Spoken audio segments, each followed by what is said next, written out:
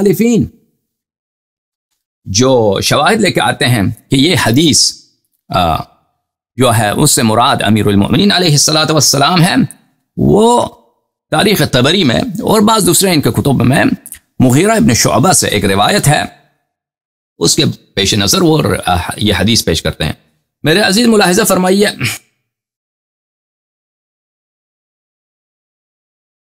کتاب تاریخ طبری معروف بتاریخ الامم والملوک، الجزء الثالث، چھاپ مؤسسۃ الاعلمی للمطبوعات، یہ تیسری مجلد ہے۔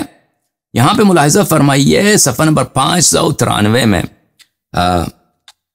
جب عمر کو ابو لؤلؤہ رضی اللہ تعالی عنہ نے قتل فرمایا تھا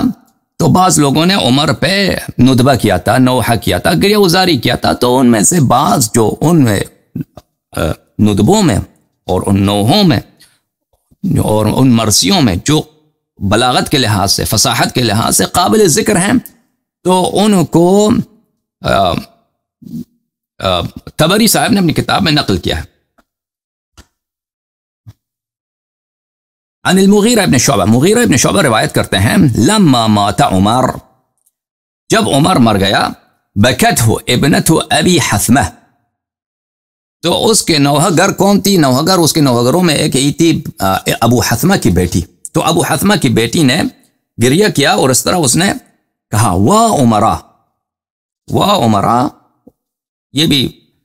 غم کے لیے ایک جملے ہیں، وا عمرہ، عمر پہ روئے ہیں، عمر پہ رو لو لوگ۔ اقام الاود، اس نے کھجی کو سیدھا کیا، وابرع العمد، اور اس نے درد کو دور کیا، امات الفتن، فتنوں کو اس نے موت دے دی، واحیا السنن، اور سنت کو اس نے احیا کیا ہے، خرج نقی الثوب بریئا من العیب، وہ نقی الثوب، کپڑے دنیا سے گیا ہے تو اس کا دامن آلودہ نہیں تھا اور عیب سے وہ پاک تھا۔ یہ کس نے کیا؟ مغیرہ ابن شعبہ نے ایک نوحگر خاتون سے اس نے روایت کی، ٹھیک ہے نا۔ پھر وہی مغیرہ ابن شعبہ کہتا ہے لما دفن عمر، جب عمر مدفون ہو گیا، اتیت علیا وانا احب ان اسمع منه فی عمر، جب عمر کو دفن کیا گیا تو میں آیا امیر المؤمنین سید المسلمین سلام اللہ علیہ کے نزدیک تاکہ میں ان سے سنوں کہ وہ عمر کے متعلق کیا کہتے ہیں۔ اچھا، اس سے پہلے کہ میں آگے بڑھوں، میں مغیرہ ابن شعبہ کے متعلق کچھ جملے آپ کی خدمت میں عرض کروں۔ یہ مغیرہ ابن شعبہ ہمارے نزدیک، شیعہ مذہب کے نزدیک، بلکہ اگر انصاف ہو تو سب مسلمانوں کے نزدیک نہایت ہی فاسق انسان ہے، کیونکہ مخالفین کے کتب میں موجود ہے کہ اس کی مذمت میں اور اس کے فسق میں ابھی تک مجھے یہاں یاد پڑتا ہے، اور میں نے کئی سال پہلے اس کی تحقیق کی تھی، ابھی مجھے یاد پڑتا ہے لیکن دوبارہ تھا، ابھی میں مجھے کل ارادہ تھا کہ میں اس مطلب کو دوبارہ دیکھ لوں تاکہ میرے ذہن میں ریفریش ہو جائے تو، لیکن بعد میں بھول گیا کہ یہ آیہ شریفہ اذا جاءکم فاسق بنبأ فتبینوا ان تصیبوا قوما بجہالۃ فتصبحوا علی ما فعلتم نادمین۔ اذا جاءکم فاسقون بنبأ فتبینوا، کہ جب کوئی ایک فاسق شخص کوئی خبر لے کے آتا ہے تو اس کو پہ یقین نہ کرو، پہلے تحقیق کرو۔ فاسق اگر خبر لے کے آتا ہے پہلے اس کی باور نہ کرو، اس کی تحقیق کرو۔ تو مخالفین کے کتب میں یہی ہے کہ اس کے ایک شان نزول یہی مغیرہ ابن شعبہ ہے، اس کو صدقات کے لیے رسول پاک صلی اللہ علیہ وسلم نے بھیجا تھا اور وہاں پہ اس نے فراڈ کیا تھا، واقعہ اس کا انہوں نے لکھا ہے، ابھی تو جو مجھے یاد پڑ رہا ہے کہ یہ مغیرہ ابن شعبہ کے متعلق ہے۔ اچھا، لیکن مغیرہ ابن شعبہ خود نہایت ہی فاسق انسان ہے ہمارے مذہب کے نزدیک، اور اس کے جو کرتوت ہیں مخالفین کے مذہب میں۔ ملاحظہ فرمائیے عزیزو، یہ کتاب ہے الروضۃ من الکافی، تحقیق تالیف الکلینی، الجزء الثامن، 8واں مجلد ہے کافی شریف کی۔ یہاں پر صفحہ نمبر 179 میں راوی کہتے ہیں کہ میں نے حضرت امام صادق قرآن ناطق بحر حقائق علیہ السلام سے اس آیت کے متعلق پوچھا، ما یکون من نجوى ثلاثة الا هو رابعهم ولا خمسة الا هو سادسهم، کوئی بھی نجوہ ہو، سرگوشی کی بات ہو، آپس میں کیا ہو، سازش کی بات ہو کہ 2-3 آدمی منافق جمع ہو گئے ہیں، یہ آپس میں سازش کر رہے ہیں، ٹھیک ہے نا، 3 ہے تو چوتھا ان کا کون ہے؟ اللہ ہے، 5 ہے تو چھٹا کون ہے؟ اللہ ہے، ٹھیک ہے نا۔ اللہ کو پتا ہوتا ہے کہ تم اگر آپ وہاں پہ جا کے اپنے مخفی گاہ میں منافق جا کے فراڈ کرتے ہیں اور وہ آپس میں جا کر سازشیں کرتے ہیں، منصوبے بناتے ہیں، تو دیکھنے والا، سننے والا، وہ سب کچھ جاننے والا کون ہے؟ وہ اللہ تعالیٰ ہے، اور اللہ تعالیٰ اس کی خبر اگر وہ مصلحت جانے تو اپنے حبیب صلی اللہ علیہ وآلہ وسلم کو عطا فرماتا ہے۔ وَلَا أَدْنَى مِن ذَلِكَ وَلَا أَكْثَرَ إِلَّا هُوَ مَعَهُمْ، اور 3 سے کم بھی ہوں تو اللہ، ایک آدمی بھی ہو، 2 بھی ہوں، اللہ وہاں پہ ہے، 6 سے زیادہ بھی ہو تو اللہ موجود ہے۔ اینما کانوا، جہاں بھی ہوں، ثم ينبئهم بما عملوا یوم القیامت ان اللہ بكل شیء علیم، پھر اللہ تعالیٰ اس کا حساب لے گا، روز قیامت خبر دے گا کہ تم وہاں پہ، تم 2 3 4 5 آدمی وہاں پہ تم اکٹھے ہو گئے اور تم نے وہاں پہ نجوا کیا، تم نے وہاں پہ سازش بنایا اسلام کے خلاف، اہل بیت طاہرین علیہم الصلاۃ والسلام کے خلاف، ٹھیک ہے نا؟ تو اللہ اس کا حساب لے گا یوم القیامہ۔ قال، قرآن ناطق بحر حقائق، امام صادق علیہ الصلاۃ والسلام نے فرمایا، نزلت هذه الآیة فی فلان و فلان و ابی عبیدہ الجراح، اس آیت کا شان نزول فلانی اور فلانی میں ہے، یعنی اول و ثانی کے متعلق ہے، ابو عبیدہ جراح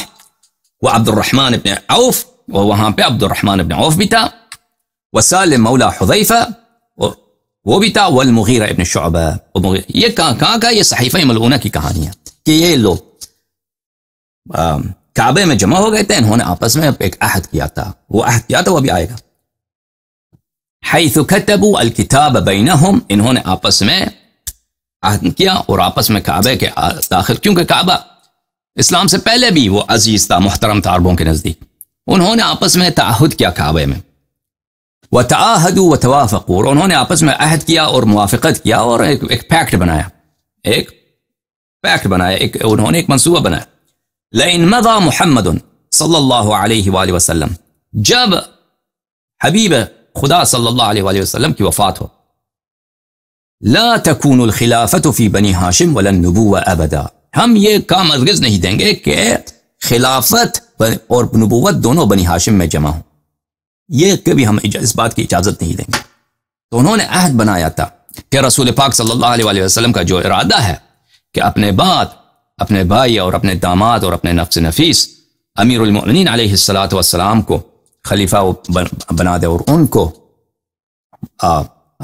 مسلمانوں کے سربراہی اور قیادت اور سیاسی حکومت ان کے حوالے کر دیں، تو ان کو ہم کبھی اس بات کا اجازت نہیں دیں گے اور اس پہ کام کریں گے، اور اس کے لیے ہم جو بھی ضروری قدم اٹھانے ہیں وہ ہم اٹھائیں، ٹھیک ہے نا؟ جب انہوں نے کعبے میں جا کر، اس کی روایت کی ہے کہ بہت زیادہ ہے اس واقعے کے، ان لوگوں نے وہاں پہ رسول پاک صلی اللہ علیہ وسلم کی حیات میں انہوں نے یہ منصوبہ بنایا تھا، تو جب انہوں نے یہ کیا تھا تو اللہ تعالیٰ کی جانب سے یہ رسول پاک صلی اللہ علیہ وسلم کو خبردار کیا گیا تھا، تو اس وقت یہ آیہ نازل ہوا، فانزل اللہ عز وجل فیہم هذه الآیہ، اللہ تعالیٰ نے یہ آیت اس وقت نازل فرمایا، قال قلت قوله عز وجل، اچھا یہ آیت نازل فرمایا، تو آپ دیکھ رہے ہیں یہاں پہ کہ مغیرہ بن شعبہ اس واقعے میں شریک ہیں، تو پھر میں نے پوچھا کہ دوسرا آیہ کیا ہے، ام ابرموا ابراما فانا مبرمون، کیا وہ سمجھتے ہیں کہ انہوں نے کوئی بڑا کارنامہ انجام دیا؟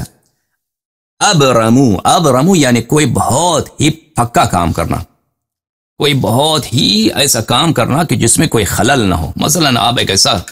کام کرتے ہیں نا، ایسی کتاب لکھتے ہیں کہ بہترین کتاب، کہ کوئی اس کتاب میں کوئی شک نہ کر سکے، کوئی رد نہ کر سکے، یا آپ مثلا ایک ایسا فوجی منصوبہ بناتے ہیں کہ اس میں کسی کو کوئی عیب نظر نہ آئے، اس کو بولتے ہیں ابرام۔ تو منافقین یہ سمجھتے ہیں کہ انہوں نے ابرام کیا ہے، کہ انہوں نے کوئی بہت ہی پکا کام کیا ہے، اگر انہوں نے پکا کام کیا ہے تو فإنا مبرمون، میں اللہ ہوں، میں سب سے زیادہ پکا کام میں کروں گا، پکا کام تو میرا کرنا ہے، جس کے کام میں کوئی عیب نہیں ہے، جس کے قدرت میں، جس کی طاقت میں، جس کی علم میں